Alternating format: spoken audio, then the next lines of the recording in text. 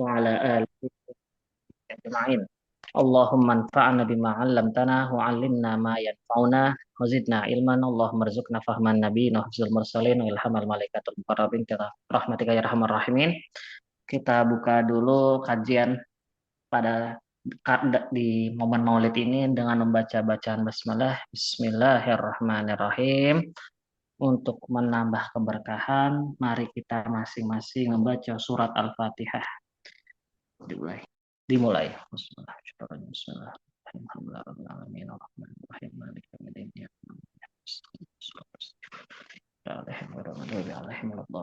Amin. Nah, oke. Alhamdulillah telah hadir bersama kita eh, pada tanggal 14 September 2026 ya, 2025, 2002, oh 2005, mohon maaf. 25. 2005. Itu Ustaz Rifki Handadari, dari mana insya Allah akan membawakan sebuah materi yang dimana insya Allah akan menambahkan kecintaan kita kepada baginda Nabi Muhammad Sallallahu Alaihi Wasallam. Tanpa berpanjang lebar, waktu dan tempat saya persilahkan. Ya Allah, terima kasih banyak admin. Bismillah. Assalamualaikum warahmatullahi wabarakatuh. Alhamdulillahirabbil alamin, hamdan syakirin, hamdan na'imin. Allahumma sholli ala sayyidina Muhammadin wa ala alihi wa sahbihi ajma'in. Nah, ini sebelumnya saya izin share screen boleh ya? Mangga, mangga. Oke, bismillah.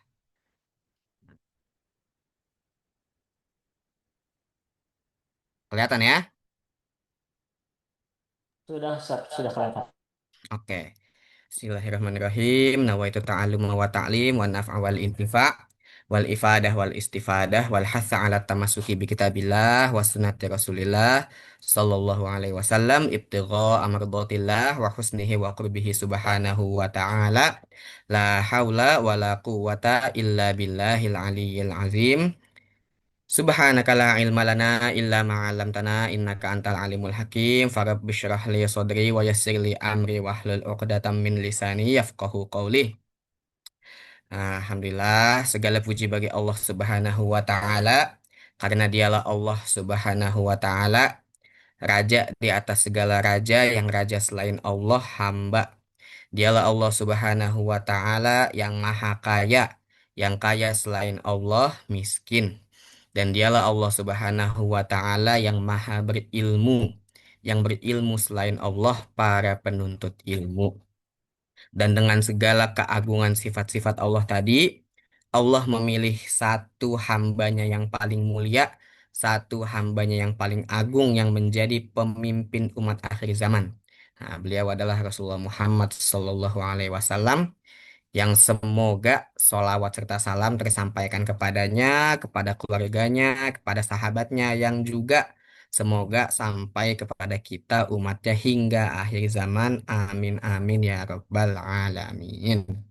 Nah, insya Allah selama setengah jam atau sampai sejam ke depan kita akan membahas tema tentang cinta Nabi Cahaya Abadi. Nah, ini untuk teman-teman yang cuma ngedengerin doang. Nah, saya udah bikin slide nih, bikin presentasi. Silakan bisa sambil dilihat layarnya.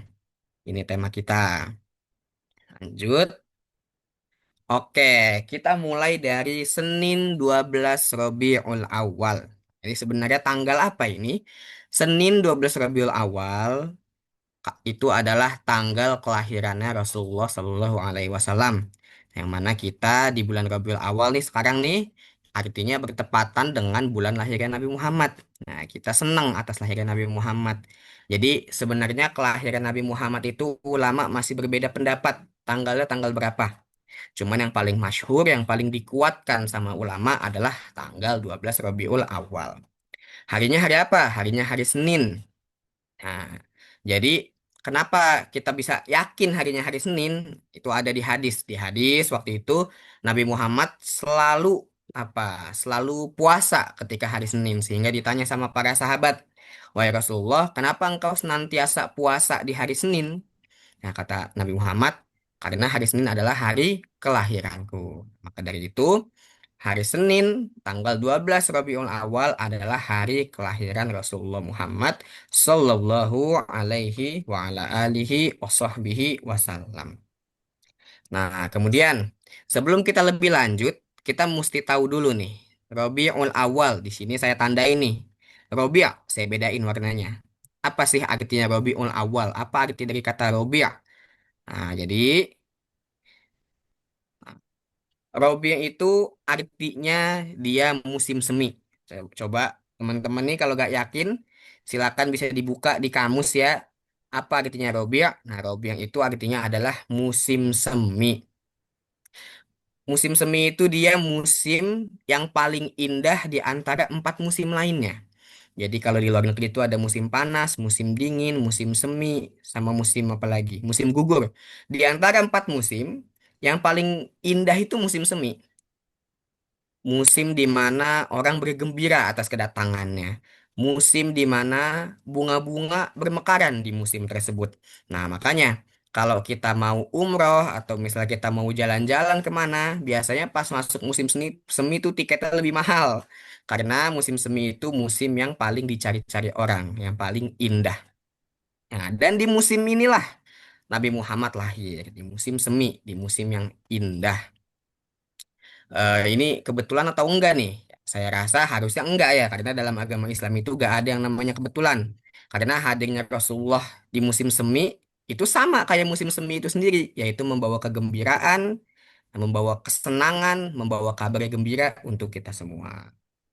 Nah, jadi sebagai umat Nabi Muhammad, maka kita sudah selayaknya untuk senang, untuk bahagia atas lahirnya Nabi Muhammad Shallallahu Alaihi Wasallam.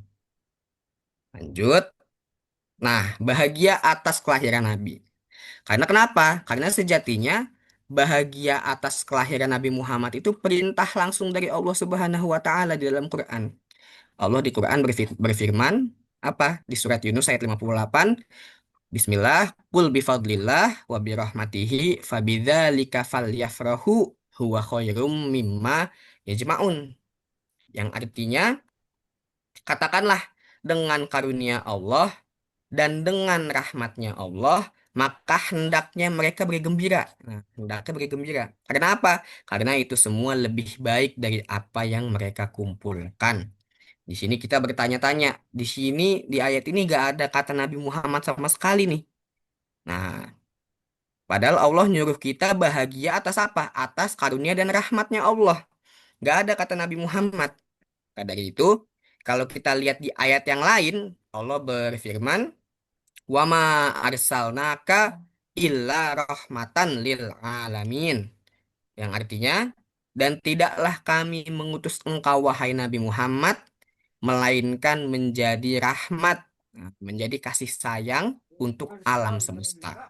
Maka dapat kita tarik kesimpulan, kalau bahagia atas rahmatnya Allah, maksudnya adalah bahagia atas adanya Nabi Muhammad. Nah, seperti itu. Jadi kita wajib bahagia atas lahirnya Nabi Muhammad karena ini adalah perintah Allah Subhanahu wa taala di dalam Al-Qur'an. Nah, sebenarnya bahagia atas rahmatnya Allah ini, bahagia atas kelahiran Nabi Muhammad ini bukan perkara yang baru, bukan. Bahkan zaman dulu pamannya Nabi Muhammad pun ketika mendengar Nabi Muhammad lahir itu bahagia. Dan pamannya ini bukan paman Nabi yang dikenal karena kebaikannya, bukan. Tapi pamannya Nabi Muhammad yang dikenal karena keburukannya. Bahkan namanya diabadikan dalam Al-Quran. Bukan diabadikan karena kebaikannya, bukan. Tapi karena keburukannya. Allah bilang di surat Al-Lahab, apa? Tabat yada abi lahabi wa tab. Nah, celakalah, binasalah kedua tangan Abu Lahab. Jadi Abu Lahab ini adalah pamannya Rasulullah. Nah, kalau nggak salah abangnya, abangnya bapaknya Nabi, bukan adiknya. Seingat saya kalau salah bisa dikoreksi. Abangnya bapaknya Nabi Muhammad, Abu Lahab. Nah, Abu Lahab ini kita tahu ya, beliau sepak terjangnya gimana memusuhi Nabi Muhammad ya, sampai di dalam Al-Qur'an diabadikan, dilaknat. Tapi dulu Abu Lahab ini punya budak perempuan, nama budak perempuannya Suwaibah. Jadi Suwaibah ini adalah budak perempuan Abu Lahab. Beliau memberikan informasi, mengabarkan kepada tuannya, kepada Abu Lahab. Wahai tuanku, sesungguhnya keponakanmu Muhammad telah lahir. Nah, karena bahagia, akhirnya Abu Lahab pun membebaskan budaknya tersebut. Nah, kamu merdeka, kata Abu Lahab. Nah, yang mana nanti di kemudian hari Suwaibah ini mantan budaknya Abu Lahab akan menjadi ibu susunya Nabi Muhammad. Jadi ibu susu Nabi Muhammad siapa aja? Suwaibah dan Halimah As-Sa'diyah. Jadi Abu Lahab pun bahagia. Dan apa hadiahnya? Nah, ini di ulama banyak yang meriwayatkan ya, disebutkan bahwa Abu Lahab iya tetap masuk neraka, hanya saja setiap hari Senin itu siksanya diringankan oleh Allah Subhanahu wa taala. Karena kenapa? Karena Abu Lahab bahagia atas kelahiran Rasulullah. Nah, Abu Lahab yang kafir aja diringankan karena bahagia atas kelahiran Rasulullah, apalagi kita selaku selaku umat Nabi Muhammad. Lanjut, maka dari itu di hari kelahiran Nabi Muhammad, di bulan kelahiran Nabi Muhammad, itu salah satu yang mesti banyak kita lakukan. Kita bersyukur dengan cara apa? Dengan cara yang paling baik, salah satunya adalah memperbanyak sholawat kepada Rasulullah. Karena diriwayatkan dalam hadis, Nabi pernah bilang, Man sholla alayya sholatan, sallallahu alaihi ashron. Barang siapa yang bersolawat kepadaku satu kali, Allah akan bersolawat kepadanya 10 kali. Nah, kalau kita udah tahu ya, maksud kita sholawat kepada Nabi itu apa kita tahu. Karena kita selalu ngelakuin, kita memuji Nabi dan lain sebagainya.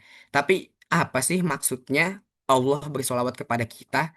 Nah, jadi sholawat itu ada tiga ya. Pertama, sholawat kita kepada Nabi. Nah, ini kita udah tahu ya maksudnya apa. Yang kedua, sholawat Allah kepada kita.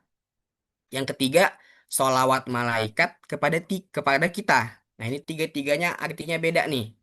Yang pertama ya jelas kita memuji Nabi Muhammad dan lain sebagainya. Kemudian solawatnya Allah kepada kita artinya apa? Artinya Allah memberi rahmat kepada kita. Nah, jadi maksudnya ketika kita solawat kepada Nabi Muhammad satu kali, maka Allah akan membalas 10 kali lipat dengan rahmatnya. Maksudnya kayak gitu. Ada juga dibilang kalau kita lagi di majelis ilmu di tempat yang baik, malaikat bersolawat kepada kita. Apa maksudnya? Maksudnya malaikat bersolawat adalah malaikat memintakan ampun kepada Allah, memintakan ampun untuk kita kepada Allah Subhanahu wa taala. Nah, jadi malaikat minta kepada Allah, wahai Allah, ampunilah hambamu Fulan bin Fulan. Karena itu disebutkan malaikat bersolawat ya, yaitu meminta ampunan untuk kita. Seperti itu. Nah, makanya kita di sini sama-sama apa? Sama-sama kumpul via Zoom ya. Nah, kita kumpul ngomongin hal-hal yang baik, yang mana tadi sudah pernah saya singgung beberapa waktu lalu. Kalau kita kumpul ngomongin yang baik, maka malaikat akan turun memberikan rahmatnya. Nah, itu ngomongin yang baik. Apalagi kalau kita ngomongin Nabi Muhammad, yang mana Nabi Muhammad ini adalah kiblatnya kebaikan. Nah, maka pasti malaikat akan memberikan rahmatnya kepada kita dan meminta ampunan kepada Allah Subhanahu wa taala untuk kita. Nah, oke, teman-teman semuanya, coba kita sama-sama lihat ke belakang ya. Kita menengok ke belakang, maka kita akan melihat bahwa Nabi Muhammad itu dulu diutus ketika era kegelapan. Nah, era kegelapan ini ada dua. Apa aja yang gelap? Yang gelap yang pertama akhlak. Saat itu Nabi Muhammad diutus ketika orang akhlaknya lagi menyimpang. Orang kalau kita lihat sekarang banyak yang akhlaknya jelek nih. Nah, itu kita bayangin di zaman Nabi Muhammad dulu diutus jauh lebih jelek. Segala kemaksiatan ada. Maksiat yang sekarang kita anggap parah nih. Nah, itu zaman dulu ada dan jauh lebih parah lagi. Contohnya apa? Contohnya kayak dulu itu ada pernikahan, nikahnya gak kayak kita. Jadi caranya si perempuannya, mohon maaf, si perempuannya dicampuri sama 10 laki-laki, sama banyak laki-laki, anggap sama 10 laki-laki, kemudian lahirlah anak. Nah, yang mana yang bakal jadi suaminya dia? Yang jadi suaminya adalah yang anaknya paling mirip sama salah satu dari laki-laki yang sudah mencampuri dia. Seperti itu. Jadi, nauzubillah, kemaksiatannya luar biasa. Sangat-sangat menyimpang. Nah, makanya disebut saat itu eranya adalah era jahiliyah. Era apa? Era kebodohan. Karena emang orang-orangnya luar biasa bodoh. Kayak di sini saya kasih contoh ya. Di slide selanjutnya. Nah, ini. Banyak, tadi udah disebutin ada banyak banget contoh-contoh akhlak tercela yang tidak bisa dilepaskan dari orang-orang jahiliyah saat itu ketika Nabi Muhammad diutus. Tapi salah satu yang paling menonjol itu adalah mereka tidak bisa lepas dari Homer. Jadi orang-orang saat itu tuh apa ya? Ya kehidupannya sehari-hari selalu gak bisa jauh, gak bisa lepas dari Homer, dari minuman yang memabukkan. Nah, maka dari itu bahkan,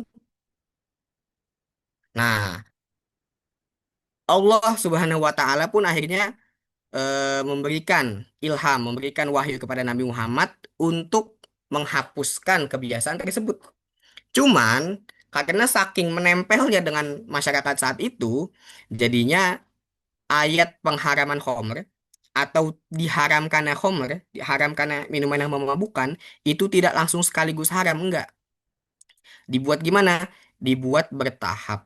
Nah, jadi ada sekurang-kurangnya ada 3 tahapan yang dilalui. Nah, apa aja? Yang pertama, Allah berfirman di dalam surat Al-Baqarah, Yas'alunaka 'anil khamri wal maisir, qul fihima ismun kabirun wa manafi'u linnas wa ismuhuma akbaru min naf'ihima. Jadi yang pertama itu Allah ngasih tahu dulu.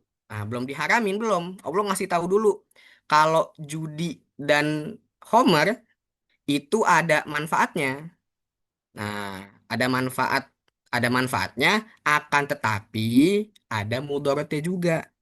Ada baiknya, tapi ada jeleknya juga. Nah, terus Allah juga kasih tahu, wa ismuhuma akbaru min naf'ihima. Jeleknya, enggak bagusnya, itu jauh lebih besar dibandingkan manfaatnya. Allah belum mengharamkan belum, cuma dikasih tahu dulu. Iya, Homer dan judi itu ada manfaatnya betul, akan tetapi ketidakbermanfaatannya itu lebih jelek daripada lebih besar daripada manfaat. Karena kita tahu ya, Homer itu apa? Dia pintu dari segala kemaksiatan.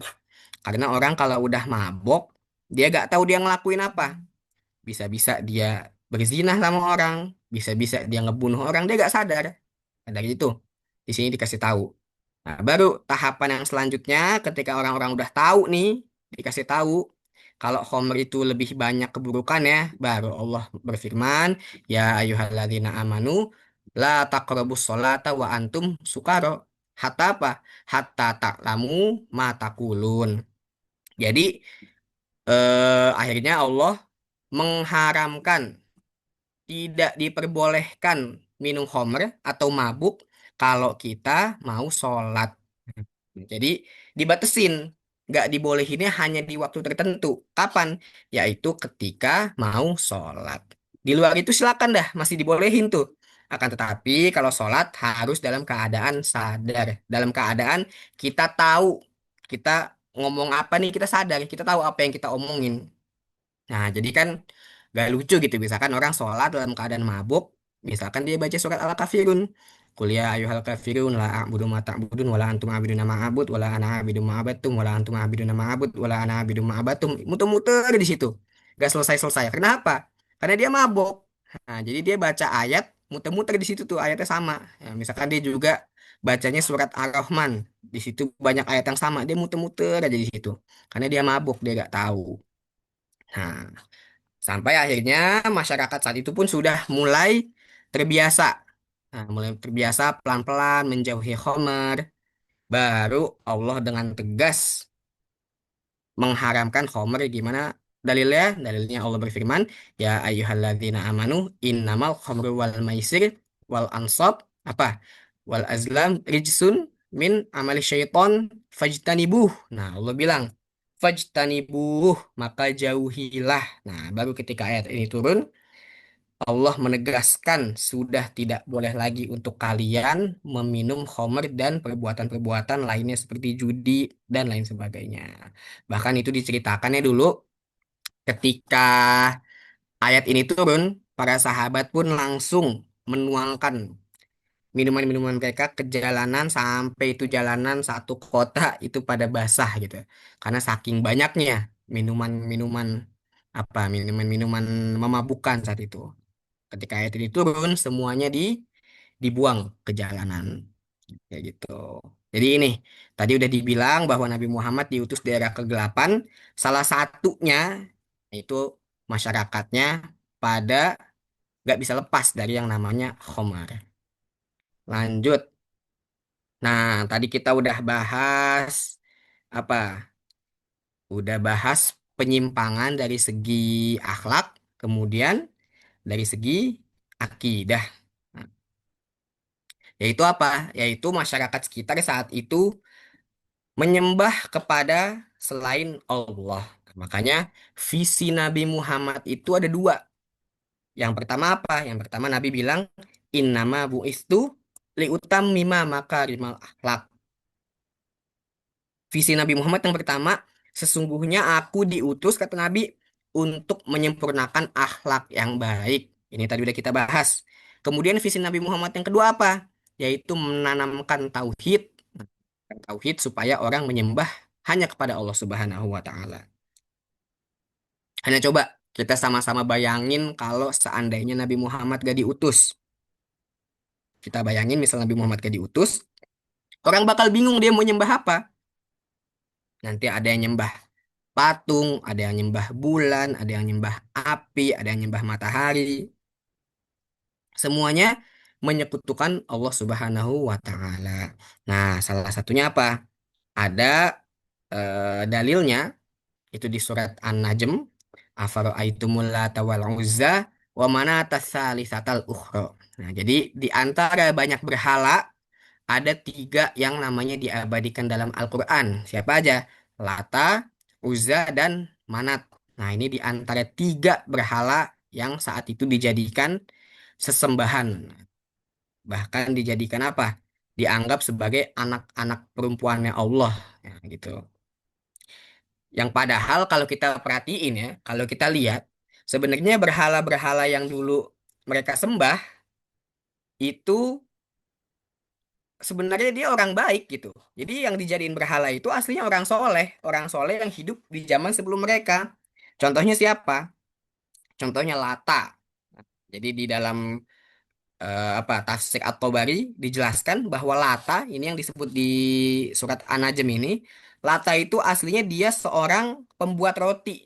Nah, Lata ini dia kerjanya sebagai seorang pembuat roti yang roti buatannya itu dia bagikan. Nah, jadi sama Lata ini dibagi-bagikan kepada jamaah haji saat itu. Jadi ada banyak jamaah haji nih, itu rotinya dia buat gratis dibagi-bagikan. Orang soleh, orang baik. Cuman ketika Lata ini meninggal, orang-orang tuh pada beriktikaf, berdiam gitu di kuburnya Lata dan kemudian hari demi hari disembah. Nah, seperti itu. Jadi berhala-berhala yang dilihat, yang kita lihat gitu ya, itu sebenarnya nggak sepenuhnya mereka itu orang yang jahat, enggak. Ada yang orang soleh yang di kemudian hari jadi jadi disembah gitu. Salah satunya Lata. Dan berhala-berhala yang ada zaman dulu itu banyak dibuat tergantung sesuai profesi mereka. Misal, orang yang profesinya pemahat batu, maka berhala yang dia buat terbuat dari batu. Terus ada juga orang yang profesinya sebagai tukang kayu, maka berhala yang dibuat juga terbuat dari kayu. Orang yang misalkan dia kerjanya pembuat roti, nah maka dia berhalanya terbuat dari roti. Nah, jadi menyesuaikan profesi-profesi orang zaman dulu. Nah, ini di antara indikasi jahiliyah ya kebodohan. Tadi akhlaknya pada jelek, yang kedua menyembah kepada selain Allah. Nah, lanjut.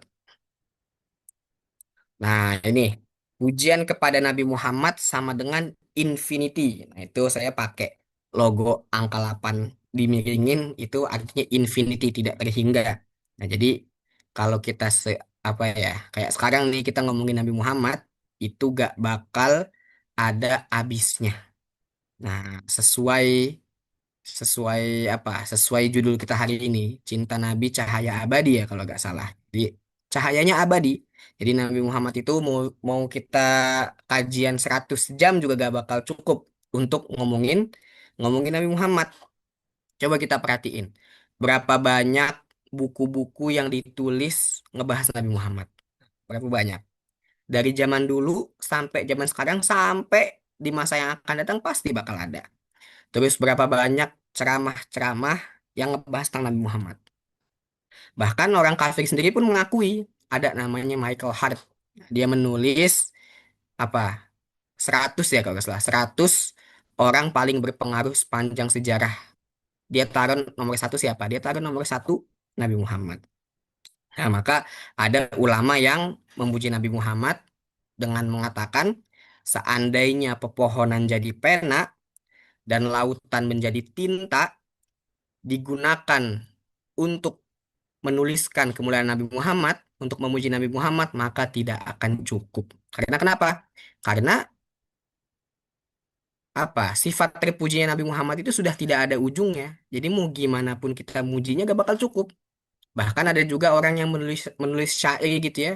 Dia bilang, aku memuji Nabi Muhammad tidak menambah kemuliaan Nabi Muhammad, enggak. Karena kemuliaan Nabi Muhammad sudah tidak ada ujungnya. Akan tetapi, syairikulah yang menjadi mulia karena di situ disebut nama Nabi Muhammad. Insya Allah. Jadi itu, kita memuji Nabi Muhammad itu ya tidak terhingga, gak bakal ada ujungnya. Kemudian lanjut, maka dari itu, di kesempatan ini, izinkan Al-Fakir untuk untuk merangkum bagaimana asas atau pondasi Rasulullah dalam menjalani kehidupannya. Di sini dibuat nih, yang pertama ke atas taat, ke samping manfaat. Jadi di dalam kitab Nasha'ihul Ibad karya Syekh Nawawi Al-Bantani, di situ ada hadis yang mana bunyi hadisnya, khoslatani la syai'a afdalu minhuma al-imanu billah wan naf'u lil muslimin. Jadi ada dua perkara, ada dua hal yang mana dua hal tersebut tidak ada yang lebih baik dari keduanya. Yang pertama adalah iman kepada Allah. Nah, ini taat, dia ke atas, vertikal.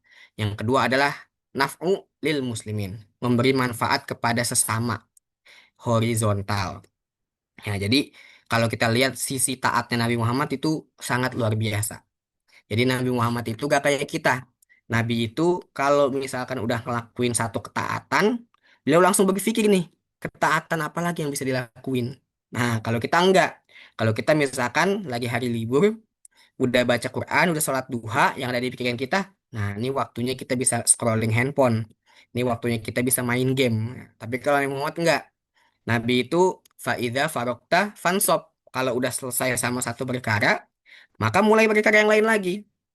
Sampai saking Nabi Muhammad itu rajin ibadah, rajin sholat, sampai kakinya bengkak karena lama berdiri. Ditanya sama sahabat, ya Rasulullah, engkau ini sudah dijanjikan surga, tapi kenapa tetap ibadahnya lebih banyak daripada kami? Ya Nabi bilang, ya emangnya tidak boleh saya menjadi hamba yang bersyukur gitu. Jadi Masya Allah. Jadi kalau kita lihat Nabi Muhammad taatnya, hubungannya ke atas kepada Allah itu luar biasa. Kemudian Nabi Muhammad juga gak kalah bagaimana Nabi Muhammad memberi manfaat kepada sesama. Nah, jadi kalau kita lihat ya, waktunya Nabi Muhammad itu seakan-akan gak ada untuk dirinya sendiri. Kalau gak untuk Allah, ya untuk ngasih manfaat kepada yang lain. Gitu. Nah, bahkan di dalam hadis itu juga banyak disebutkan. Contohnya apa? Khairun nas anfa'uhum linnas. Sebaik-baiknya manusia itu adalah yang paling memberi manfaat kepada orang lain.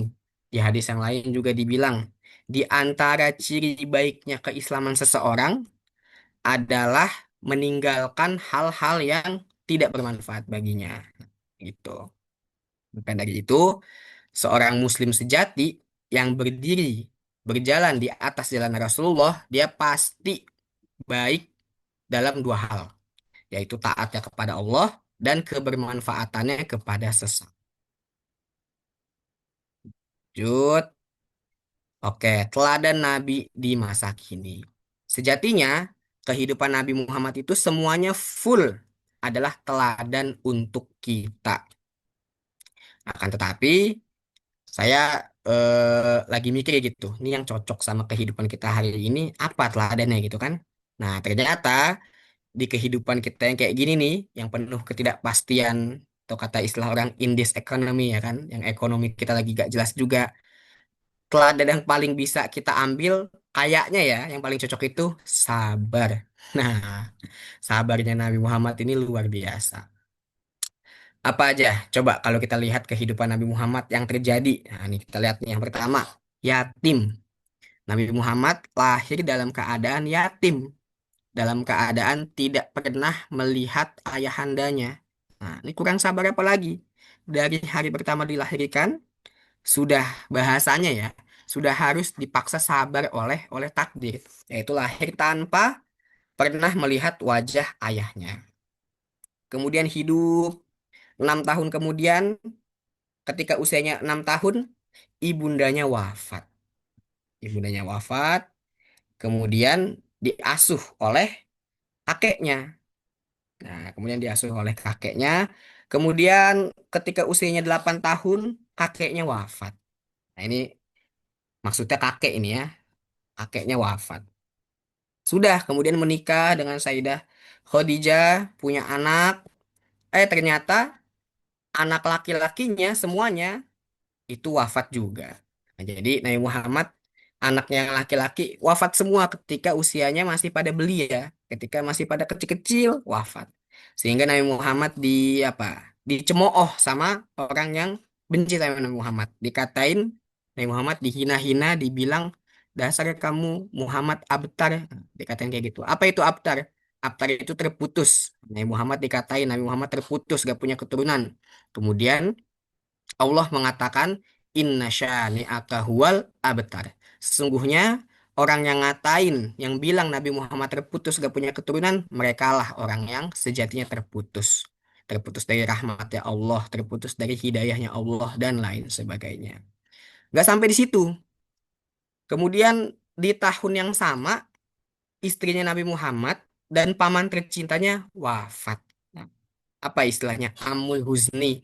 Jadi Nabi Muhammad di tahun yang sama kehilangan dua sosok yang paling dicintai, yaitu istrinya dan pamannya. Yang mana paman dan istrinya ini adalah dua sosok yang paling suportif kepada Nabi Muhammad dalam berdakwah, yang paling mendukung dakwahnya Nabi Muhammad. Paman Nabi Muhammad melindungi Nabi Muhammad dari kebengisan orang-orang kafir Quraisy, karena paman Nabi Muhammad adalah sosok yang dimuliakan, sosok yang dihormati di kalangan Quraisy. Kemudian juga Sayyidah Khadijah itu seorang saudagar kaya. Jadi segala kebutuhan-kebutuhan logistik Nabi Muhammad dibantu oleh istrinya yang merupakan saudagar kaya. Dan dua-duanya wafat di tahun yang sama, yaitu istilahnya disebut dengan tahun Amul Huzni. Yang kemudian Allah pun menghibur Nabi Muhammad dengan peristiwa Isra Mi'raj. Nah, itu nanti kita bahas di lain kesempatan tentang Isra Mi'raj.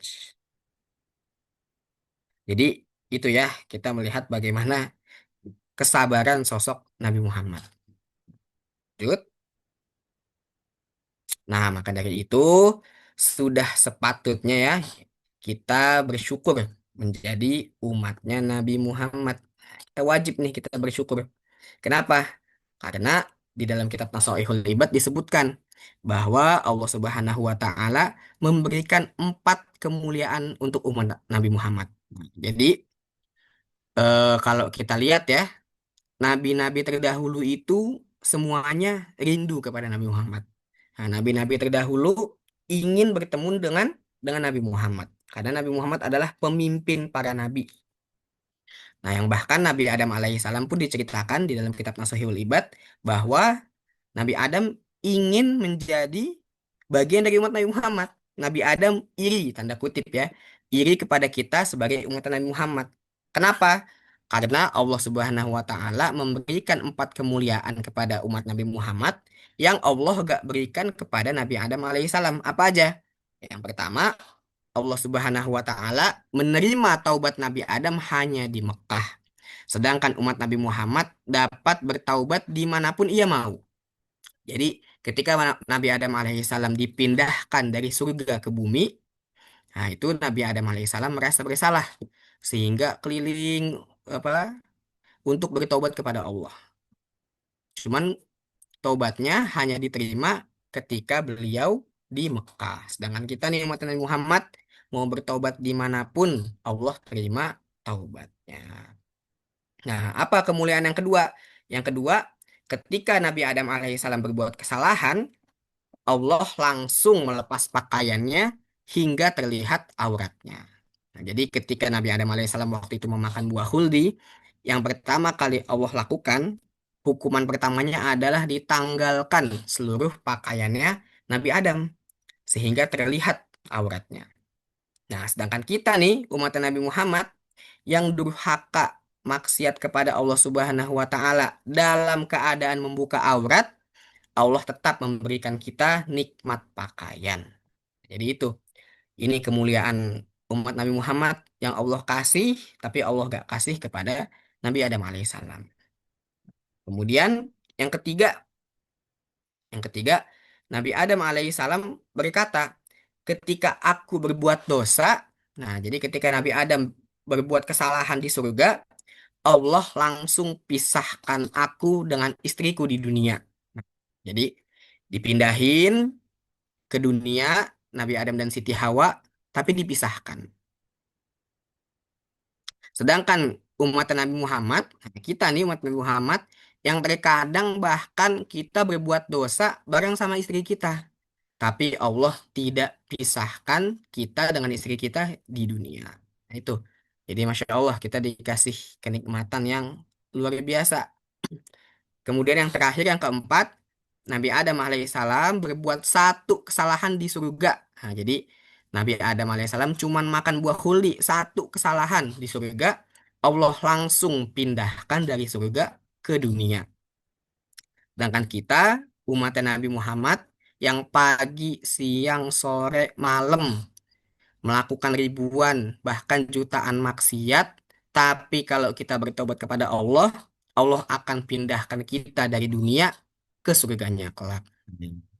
Semoga Allah Subhanahu wa taala sama-sama memasukkan kita ke surganya kelak tanpa hisab. Amin ya rabbal alamin.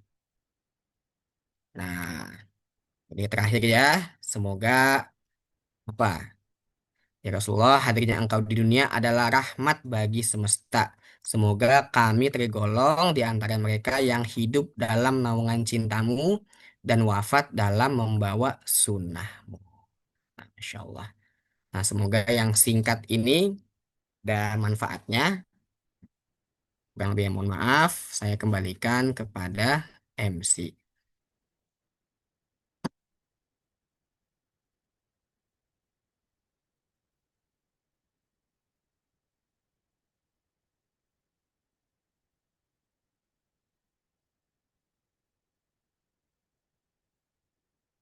Oke, tes. Oke, yang dimana? Oke, terima kasih kepada Ustadz Rifki Handadari atas materinya ya, di mana itu sangat luar biasa ya. Tadi cukup menarik ya penutup itu, di mana kemuliaan umat Nabi Muhammad SAW ya. Mana saya kira itu luar biasa ya. Bagaimana rasanya kita ini banyak sekali kemudahan tapi masih aja bermaksiat gitu ya Allah. Bikin malu aja ya Allah. Ya itulah. Oke, mungkin dari teman-teman hadirin, apakah ada sedikit pertanyaan berkaitan materi atau mungkin ya itu ya berkaitan materi yang tadi disampaikan, dipersilahkan kepada para hadirin.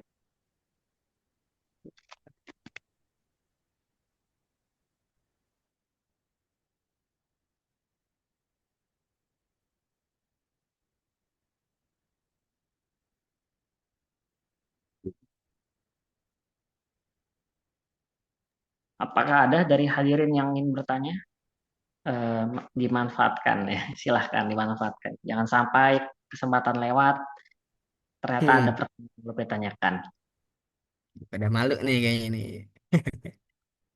Iya, ini pada malu. Bentar ya, tunggu bentar nih. Kalau nggak ada ya, ya sudah lah. Kumahannya.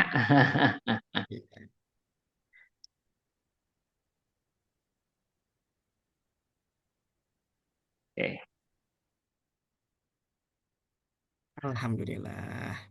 Alhamdulillah, Masya Allah ya. Sepertinya sudah cukup jelas ya. Mungkin kalau tidak ada, kita hitung mundur ya. Siapa tahu kalau dihitung mundur langsung mau nanya gitu ya. Kita hitung mundur aja ya, siapa tahu gitu ya. Masya 5, 4, 3, 2, 1. Oke, tidak ada muncul. Ya sudahlah. Oke, perlu ada sisi lain. Masya Allah. Nanti kita, Insya Allah Masya doanya. Allah ini menarik ya. Nanti betul tuh menarik sekali pendalaman ya. Nanti coba eh, nanti para panitia ngomong di belakang dulu. Tapi itu menarik ya. Saya kira ide tersebut bagus. Wah, hijrah. Oke. Oh, Masya Allah, Masya Allah. Ya, betul, betul, betul. Nanti ini masukan kepada tim panitia. Siap, siap, siap. Masukan Insya ini kita bahas. Hmm, Semoga saya kira cukup bagus juga ya. Bahkan kalau itu betul, betul. Masya Allah. Oke, paling itu mungkin sepertinya kita cukupkan dulu ya. Kita cukupkan dulu pada pertemuan eh, malam di Indo, sore di Mesir, dan ya kita cukupkan dulu aja ya kajian pada hari ini yang dimana semoga ini menjadi pahala kepada kita semua dan eh, menjadi sebab kita mendapatkan syafaat di akhirat kelak. Bila itu Allah. ya. Mungkin biar lebih berkah mungkin kepada Ustadz Rifki mungkin boleh memimpin doa. Masya Allah. Doa dulu ya. Oke. Mari sama-sama kita baca istighfar terlebih dahulu. Astagfirullahaladzim, astagfirullahaladzim, astagfirullahaladzim. Alhamdulillahirabbil alamin, hamdan syakirin, hamdan na'imin, hamdan yuafi ni'amahu wa yukafi mazidah. Ya Rabbana lakal hamdu kama yanbaghi li jalali wajhikal karim wa 'azimi sultanik. Allahumma shalli ala sayyidina Muhammadin wa ala ali sayyidina Muhammadin. Allahumma taqabbal minna salatana wa siyamana wa qiyamana wa ruku'ana wa sujudana wa qu'udana wa tadarru'ana wa takhasyu'ana wa ta'budana wa tammim taqsirana ya Allah ya rabbal alamin. Allahumma faqihna fid din waftah alaina futuhal arifin waj'alna minal ulama'il amilin waj'al a'malana khalisatan liwajhikal karim. Rabbana zalamna anfusana wa illam taghfir lana wa tarhamna lanakunanna minal khasirin. Rabbana atina fid dunya hasanah wa fil akhirati hasanah wa qina adzabannar bi fadlik subhana rabbika rabbil izzati amma yasifun wa salamun alal mursalin walhamdulillahi rabbil alamin. Alhamdulillahirabbil alamin. Kita sudah sampai di ujung acara. Masukan yang tadi disampaikan oleh para hadirin insya Allah akan dibahas di panitia ya. Di mana semoga mendapatkan hasil eh, lampu hijau karena saya kira bagus juga masukannya ya. Oke, paling itu saja kita tutup pertemuan malam hari ini. Assalamualaikum warahmatullahi wabarakatuh. Waalaikumsalam warahmatullahi wabarakatuh. Terima kasih banyak semuanya. Pamit dulu.